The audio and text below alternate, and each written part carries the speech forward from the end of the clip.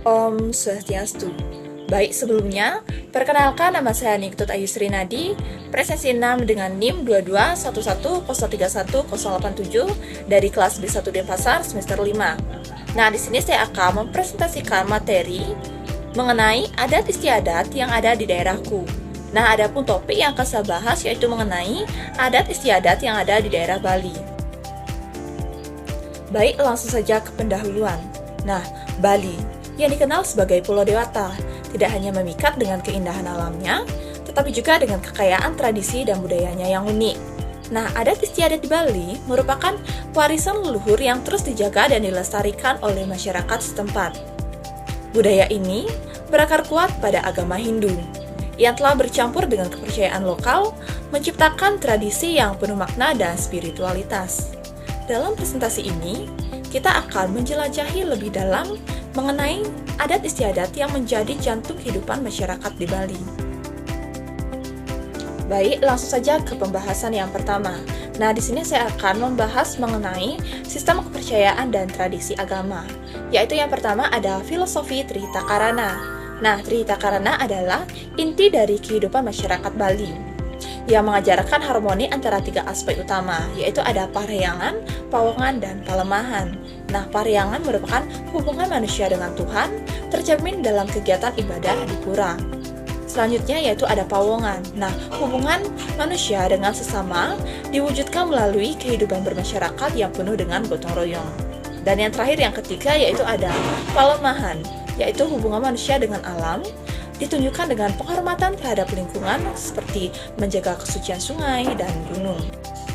Selanjutnya yang kedua yaitu ada upacara keagamaan.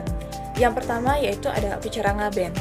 Nah, upacara kremasi yang menjadi simbol penghormatan terakhir kepada leluhur. Nah, proses ini melibatkan ritual yang rumit seperti pembacaan doa, pembakaran jenazah, dan pelepasan roh ke alam baka.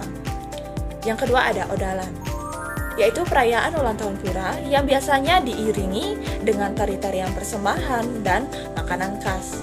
Dan yang terakhir yaitu ada galungan dan kuningan, yaitu rangkaian perayaan kemenangan dharma atau kebenaran atas adharma atau kejahatan yang diwarnai dengan pemasangan penjor, yaitu bambu melengkung yang dipasang di depan rumah.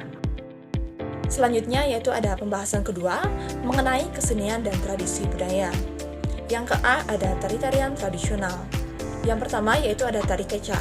Nah, tarian yang dilakukan oleh puluhan pria dengan gerakan dinamis yang diiringi irama cak-cak, berulang-ulang menggambarkan kisah epik dari Ramayana. Yang kedua ada tari barong. Nah, pertunjukan dramatik yang menceritakan pertarungan abadi antara barong, yaitu simbol kebaikan, dengan rangle, yaitu simbol kejahatan. Selanjutnya yang ke-B yaitu ada kerajinan tradisional. Nah, yang pertama yaitu ada tenun ikat. Kain tenun khas Bali yang sering digunakan dalam upacara adat. Setiap motif memiliki filosofi tertentu yang mencerminkan nilai dari budaya. Yang kedua yaitu ada ukiran kayu. Nah, seni ukiran yang sering ditemukan di pura, rumah adat, dan topeng tradisional. Nah, ukiran ini biasanya menggambarkan makhluk mitologi atau cerita dari kitab suci Hindu. Selanjutnya, pembahasan ketiga mengenai adat dalam kehidupan sehari-hari, yaitu yang pertama ada upacara melasti. Nah, melasti merupakan ritual pencucian diri dan benar-benar suci menjelang hari raya Nyepi. Nah, proses ini dilakukan di laut atau sumber air lain yang dianggap suci. Yang kedua yaitu ada cerangsari. Nah, setiap hari masyarakat Bali membuang cerangsari, yaitu sesajen kecil yang terdiri dari bunga, daun, dan makanan kecil. Nah, sesajen ini biasanya diletakkan di pura, di rumah atau tempat usaha sebagai ungkapan rasa syukur dan penghormatan kepada para dewa-dewa. Selanjutnya yaitu ada Hari Raya Nyepi. Nah, Nyepi adalah hari raya yang sangat unik, di mana seluruh aktivitas di Bali berhenti total. Masyarakat menjalankan 4 pantangan utama, yaitu yang pertama yaitu ada amati geni, yaitu tidak menyalakan api atau lampu. Yang kedua yaitu ada amati karya, tidak bekerja. Yang ketiga ada amati lelungan, yaitu tidak bepergian. Dan yang terakhir ada amati lelanguan, yaitu tidak bersenang-senang. Nah, suasana tenang ini yang akan menceritakan waktu refleksi dan introspeksi bagi seluruh masyarakat yang ada di Bali. Baik, selanjutnya untuk pembahasan yang terakhir di sini saya akan membahas mengenai dampak modernisasi terhadap adat Bali. Nah, di tengah arus modernisasi, adat istiadat Bali menghadapi tantangan besar, seperti perubahan gaya hidup, tekanan pariwisata, dan globalisasi. Namun, masyarakat Bali terus berupaya menjaga keseimbangan antara perkembangan zaman dan pelestarian budaya. Contohnya, banyak kini desa adat yang mengintegrasikan teknologi modern dalam pengelolaan upacara, tanpa mengurangi esensi dari tradisi tersebut.